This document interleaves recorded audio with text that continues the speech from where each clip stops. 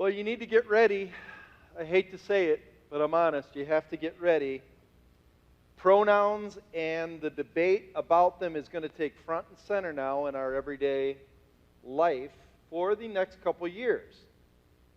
The day President Joe Biden was sworn in, the White House website was updated to allow visitors to specify what pronoun they use. You can be Mr., Mrs., Miss, Mix, which is MX, Z, XE, Zim, or just my name, please. We are told that for many people, this is quite an exciting new frontier we are entering. A 2018 Pew Research study said 40% of Americans believe official forms and Secretary of State paperwork should include all gender options beyond male and female. 19 states now recognize non-binary gender markers on IDs and driver's licenses. And 13 states are now allowing such designations on birth certificates. One social expert that works for the Movement Advancement Project says this is something all of us should celebrate. Because, quote, respecting pronouns is part of creating a supportive and accepting environment, which impacts well-being and reduces the risk of suicide. There's a church historian, and his title is William E. Simon Fellow for Religion and Public Life at Princeton University. His name is Dr. Carl Trueman, says that this drive for pronouns, it's much more than just the prevention of suicide and fostering mental well-being. He believes it's about giving people the right to determine their own identity. He says, quote, there's a deep desire in the modern West for self-expression, to perform in public in a manner consistent with that which one feels or thinks on the inside. We now place a premium on the individual's right to define his or her own existence, unquote. So because of that, pronouns must be personally felt and owned, because people need to be able to express freely the reality that they feel on the inside and let everybody in the outside know. Because one of the highest values for people now is to be authentic. People want to be authentic. We must be who we feel we are, and we want others to also treat us the way we feel. In other words, no more hypocrisy. Whether you agree or disagree with this pronoun debate, the desire to be authentic is something we as a church should be excited about, actually. Instead of acting apart, we should encourage all people to be who they are and to be proud of who they are. And getting people to finally be honest and transparent about who they are with their walk with Christ has always been, for me, one of my primary goals. I want you to be who you are. Stop the games. And be proud of who you are. And with that perspective in mind, I'm going to offer to you today 2 pronouns to choose from when it comes to following Christ. You get to choose. In the choice you choose, live in it. Stop the hypocrisy. Be who you feel you are. And here are the 2 choices. You can choose from the pronoun me, or you can choose from the pronoun him. And this is what we're going to consider today. It will make more sense as we go through the scriptures. But the 2 choices you have as a follower is you can either be a me, pronoun adopter, or a him, pronoun adopter. And to figure out where this is coming from, we're going to start reading in verse 18. You can remain seated because I want you to really read this morning. In a way, kind of throw yourself into this story. Join it. Imagine you're there. And then it will start bringing life to you. Starting in verse 18. While walking by the Sea of Galilee, Jesus saw two brothers, Simon, who's called Peter, and Andrew his brother, casting a net into the sea, for they were fishermen. And he said to them, "Follow me, and I will make you fishers of men." Immediately they left their nets and followed him. And going on from there, he saw two other brothers, James, the son of Zebedee, and John, his brother, in the boat with Zebedee, their father, mending their nets. And he called them. Immediately they left the boat and their father and followed him. And he went throughout all Galilee, teaching in their synagogues and proclaiming the gospel of the kingdom and healing every disease and every affliction among the people. So his fame spread throughout all Syria, and they brought him all the sick, those afflicted with various diseases and pains, those oppressed by demons, those having seizures, and paralytics. And he healed them, all of them. And great crowds followed him from Galilee and the Decapolis, that's the 10 cities, and from Jerusalem and Judea, and from beyond the Jordan. So this is now the beginning of Jesus' public ministry. He is in the prime of his life. He's about 30 years old. The title we have is Follow. It's going to be a question of pronouns. He's in the prime of his life. You can kind of say it like this: the curtains now are opening on his ministry. He's taken front and center of the stage. The bright lights of the noonday sun are being cast on him, and he wants the world to see him, to set their gaze upon him, and to ultimately follow him. So our hero walks strong, striding down the beautiful shores of Galilee to call all people to himself. Can you see him in your mind? Imagine him, sun-bronzed and strong. He is the greatest man to ever walk on this earth, bar none. He comes in this passage like a king, ready to conquer. He just outdueled Satan. Satan is the fiercest enemy of mankind in the desert, and he won handedly. We just learned that 2 weeks ago. And now he's ready to conquer the hearts of people. That's what he's come for.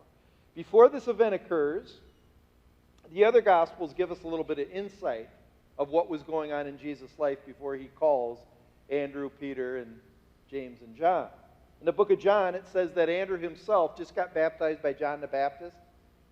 And John the Baptist says, "Go follow him, because behold, he is the Lamb of God who takes away the sins of the world." And so Andrew began following him. In the book of Luke, it says that he already went to his hometown in Nazareth, opened a scroll of Isaiah, and began to preach and said, "Today it is being fulfilled among you." And they grabbed him and wanted to throw him over the cliff in his hometown and kill him.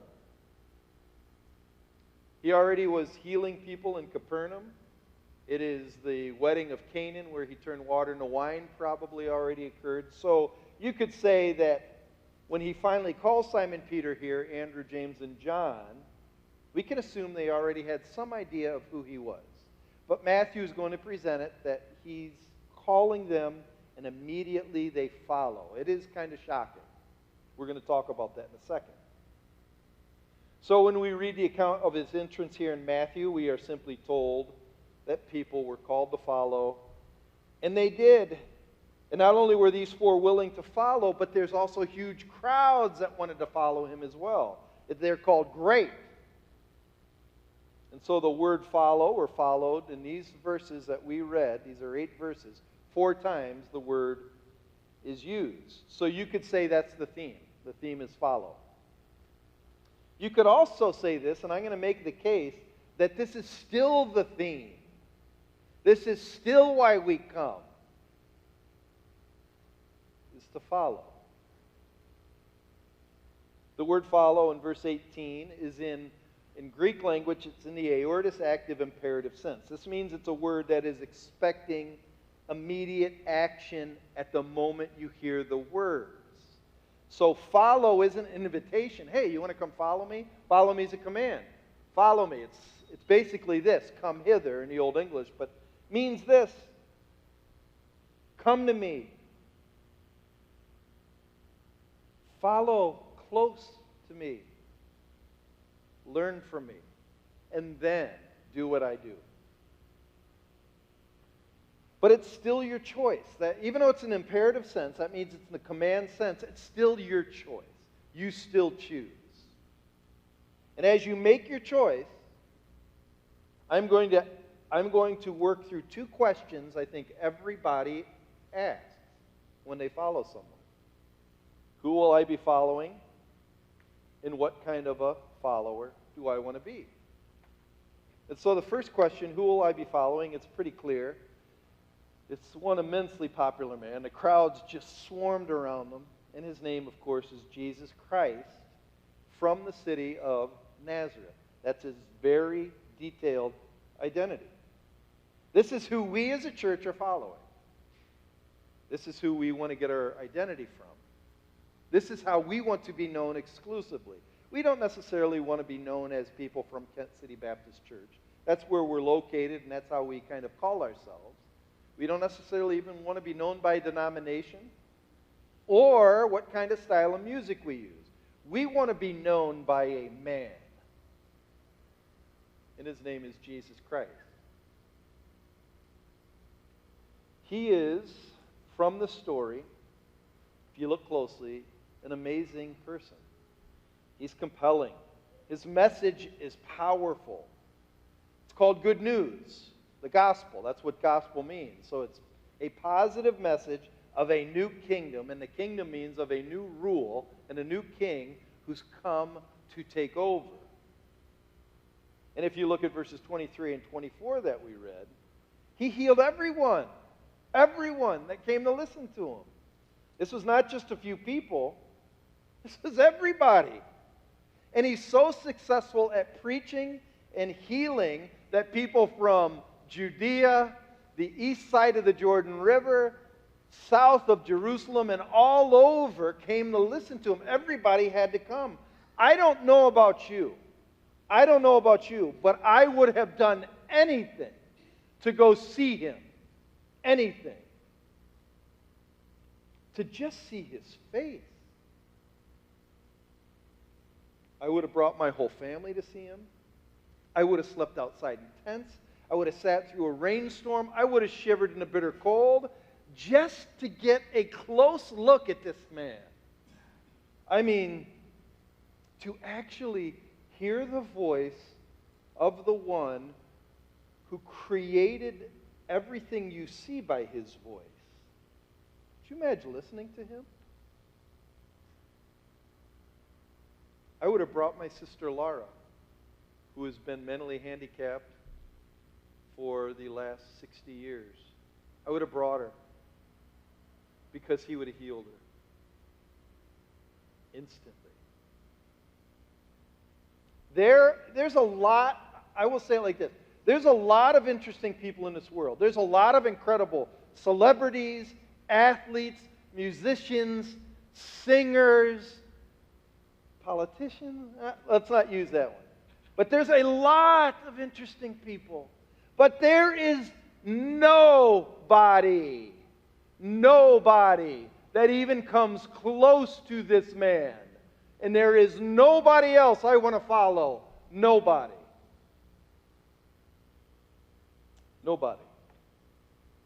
And I believe that with everything I have, he's the greatest.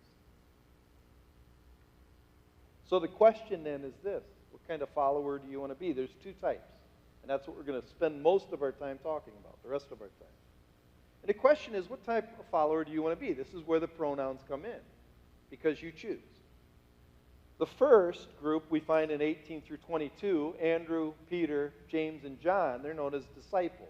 And disciples are called by Jesus himself to follow me. This is where the pronoun me comes in. We'll talk about that in a second. The second group we find in verses 23 to the end, and they're known as the crowd, and they follow him.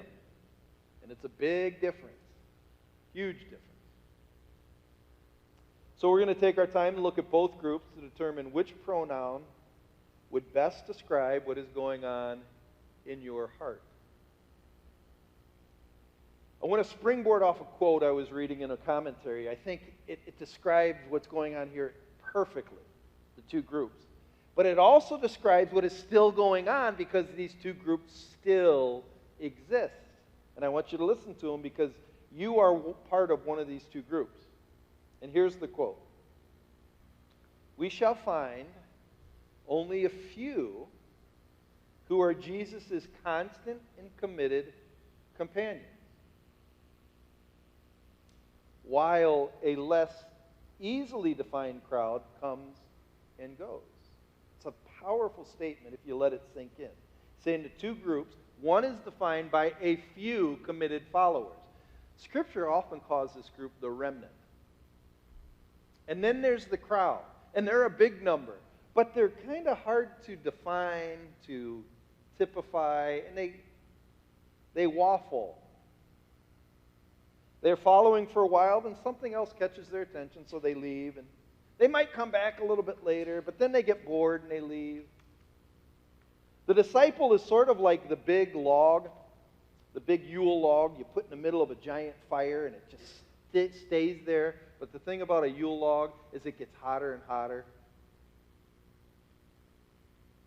The crowd is sort of like a piece of soggy driftwood that has been drifting out in the ocean or the Lake Michigan for a while, and then a storm comes and it's washed up shore.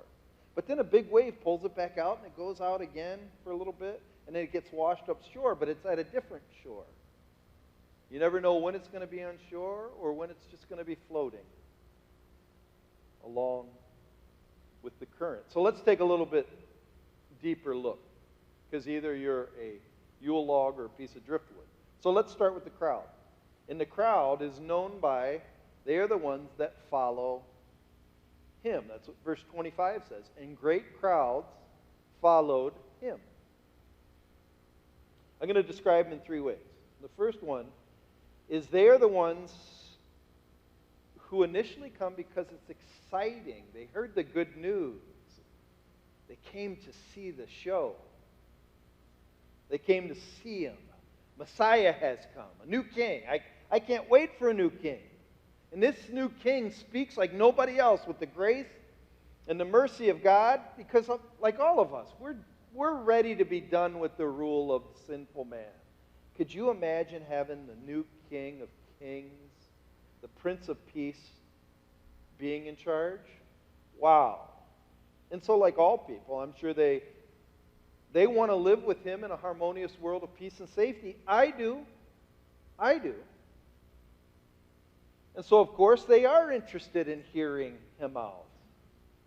We call this plea, the gospel is a general call to all of mankind. It's a plea for everyone to come and listen. Come and join the kingdom.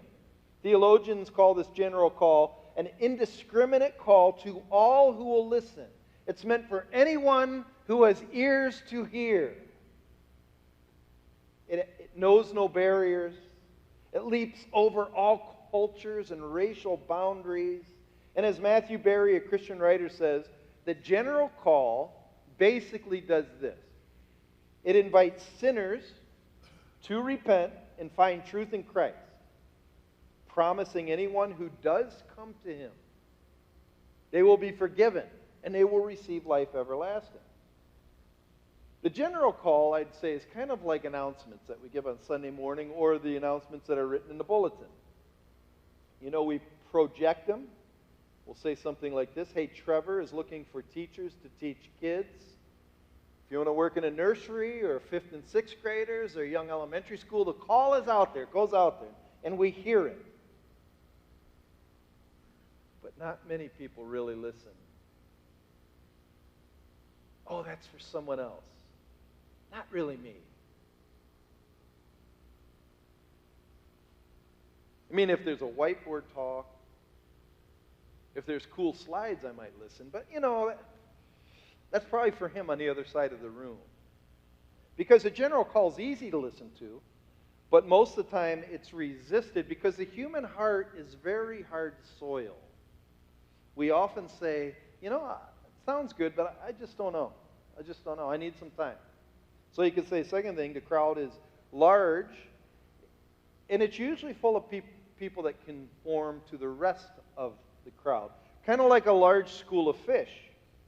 People in the crowd are quick to join in with the accepted current trends. Most will not push back concerning the popular opinion of the day. During Jesus' time, why not join a crowd? Who wouldn't want to hear him? I would. And for that matter, who wouldn't want to see the healings? Now that would be something.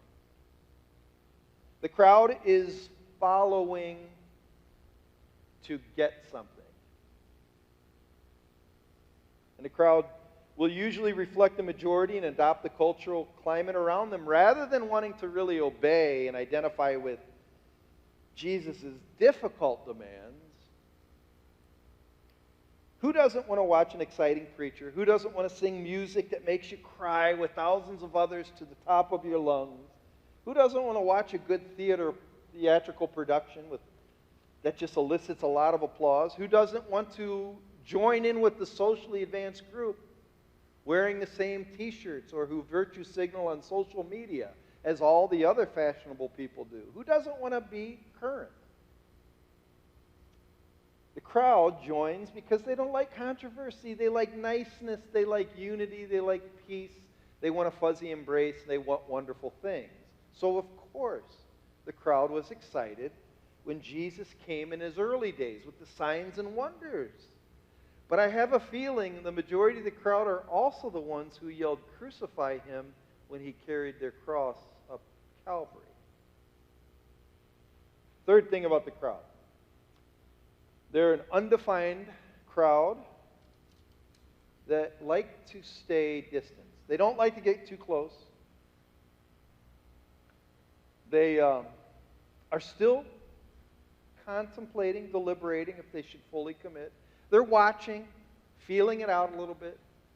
They're wanting to join, but I don't know. I don't know. They like to keep their distance, stand farther back on the fringes. So, if you're a crowd member, you could ask the question to the crowd member, who exactly are you following? Well, I follow him, the crowd member would say. I follow him. And so when you watch the crowd, you try to pinpoint where they really stand. Do you think the crowd is saved? I don't know. They say they believe, but I'm not quite sure. Do you think they really know God? I don't know. They'll sing songs at church. But when they're with their friends out in public or at the pub, his name is used frequently as a swear word, and it seems that Jesus is not really a person they really cherish. Do you think they really are a follower of Jesus? Well, they claim to be, but they don't seem to be any different than those who deny Jesus. So as R.T. French said in that quote, they're less easily defined. They're kind of like a blob. I don't know where they are. They often have more questions about faith than they have answers. And as they say, often the crowd is just going along for the ride. There's another group called the disciples. And the disciples, according to verse 19, are given a call that says, in a very intimate way, follow me. I'm not following a show, I'm following a man. And so you could say this, a disciple is not part of the nameless group. They are individuals that are known by Jesus himself. Jesus knew the names. Andrew, Simon, who he's going to call Peter, James, John. I love how I believe Psalm 28 expresses the inward experience of this calling, of the disciple. Psalm 27, verse 8 in the NLT says this, my heart has heard you say, he's talking to the Lord, my heart has heard you say, come and talk with me. And my heart responds, Lord, I'm coming. That's an incredible verse. And so I think in this case, in Matthew, Jesus comes personally, and he asks specifically to these four men to come and follow. Doing some research on the culture of that day, when a Jewish man would look for a rabbi, they would decide which rabbi they want to follow. But Jesus is different. The rabbi decides which disciples he wants to follow, and he calls them. And it's called a specific call, as theologians would say. Where the general call falls only upon the ear, the specific call goes in and moves the heart. Jesus hinted that the specific call is one who is born again like the wind.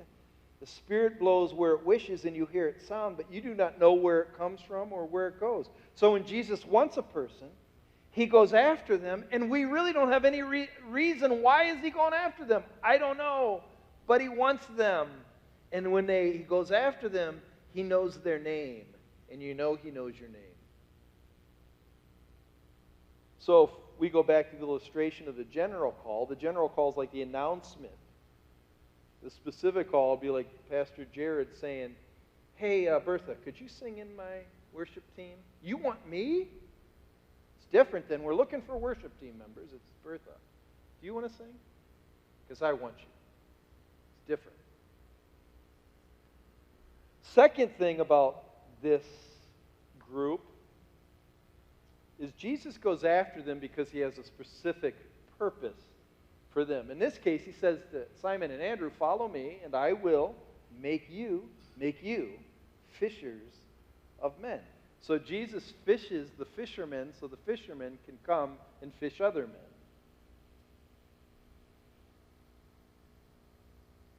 You don't just follow, but you do what he does. What is the purpose of the crowd that we talked about earlier? They want to watch. They've come for a show. What is the purpose of the disciple? To do what the master has been doing. So you could say the crowd are by nature consumers, disciplers are doers. I want you to also know something interesting about this story. This is really fascinating. Jesus picked kind of regular people to carry on the work. I mean, really, how could he use four fishermen who probably stink like the sea, maybe a little B.O.?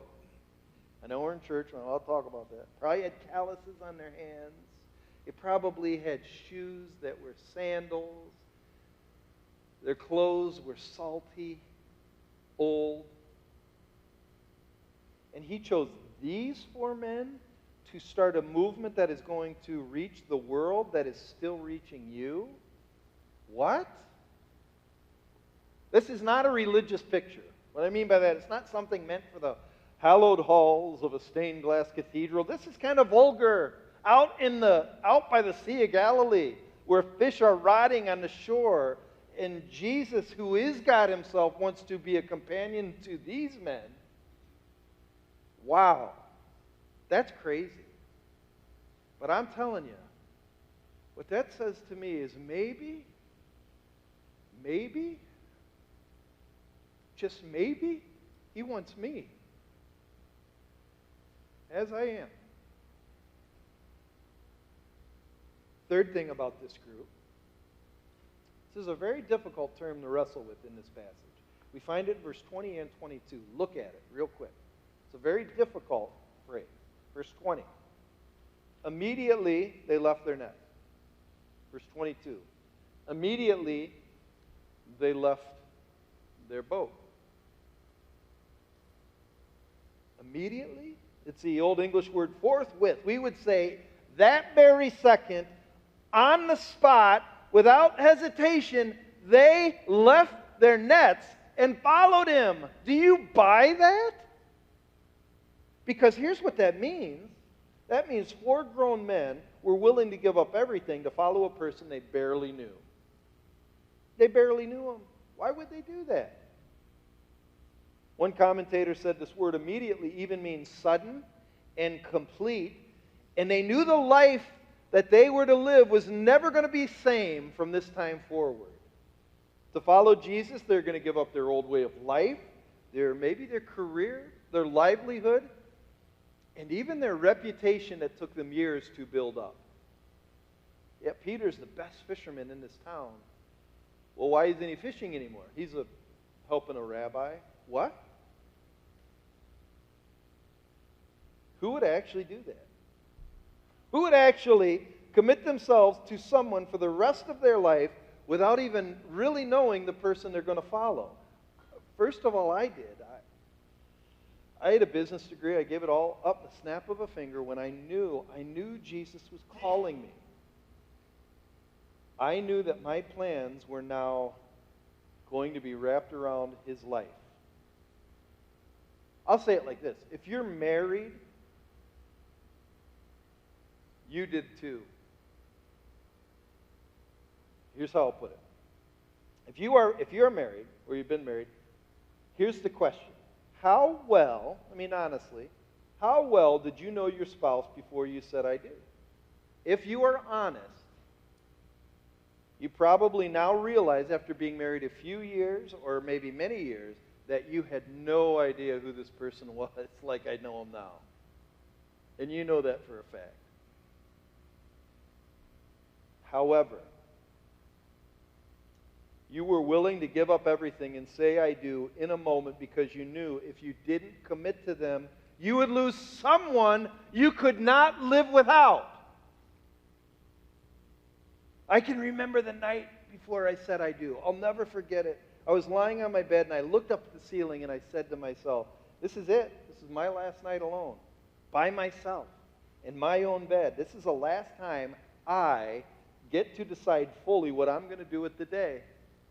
And once I say I do, I know I am going to be deeply involved with the life of another until the day I die. That's what discipleship is with Jesus. It's exactly the same thing. When he calls me, I know it. My heart knows it. He knows Chris Weeks. He knows my name. And then I also know life is now going to include him every single day for the rest of my life. I'm not watching from the distance anymore, speculating, judging, but rather I'm fully involved. So I must do what I see him doing. I go where he goes. I think the way he wants me to think because my life has changed immediately. I'm going to take a quick sidetrack, real quick, and just look at verse 22. Because this is fascinating to me. It's stunning. And we often miss this. Verse 22 says, immediately they left the boat, and now look at the rest, and their father, and followed him. How would you feel if you were a father who trained your sons to continue on in your trade, and they gave it all up in a moment to follow Jesus? Some fathers lose it. They can't handle it. They can't understand why their son or why their daughter would give up money, security, and an understandable lifestyle and to follow an invisible God. You know, if you give this lifestyle up, you're not going to be able to get that RV you want and go around from, June like we have as a family. You're going to miss our get-togethers. I remember one time when I was a youth pastor, I brought a kid to Moody, and he was so excited about the Bible, and his dad came over and said, stop talking to my son. He is not going to leave the business. And I really haven't talked to that guy since, or the son.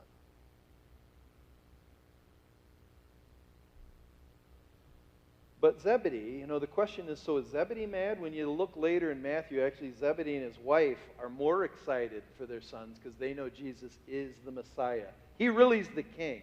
And they realize it is more of an honor to have your son or your daughter serve the king of eternity than it is to carry on a business and make some money. And some parents in here need to get the heart of Zebedee. Stop thinking your way of life is the way, because there is a better way. As one who left to follow Jesus, I must warn you, the call of following me is much harder than the call to follow him from a distance. He will ask you to do what he's been doing. He teaches and spends time with the lowly and the sick. He befriends the fisherman and tax collector, which are regular ruined people. And those who are his disciples will also spend time with those same sorts of people. I read this quote by George Orwell. George Orwell's a writer of Animal Farm, 1984, but really he was a sociologist. And he liked to kind of study human beings. And here's what he wrote. It's very fascinating. He said, we think what people want is ease, security, and avoidance of pain. But what history has shown to be psychologically far sounder is living for a higher purpose that calls for struggle and self-sacrifice. The crowd wants ease, the crowd wants security, the crowd wants to avoid pain. That is often why they don't follow too closely to Jesus. But the crowd also lives a very unsatisfied life. One writer has said most people live in quiet desperation.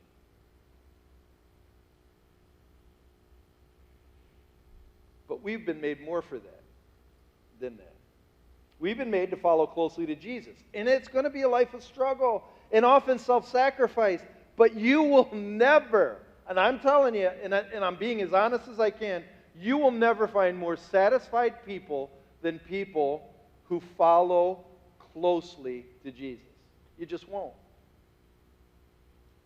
So the question is, what about you? What pronoun do you choose? Do you choose me, follow me, or him? Because one little word will make all the difference in the world.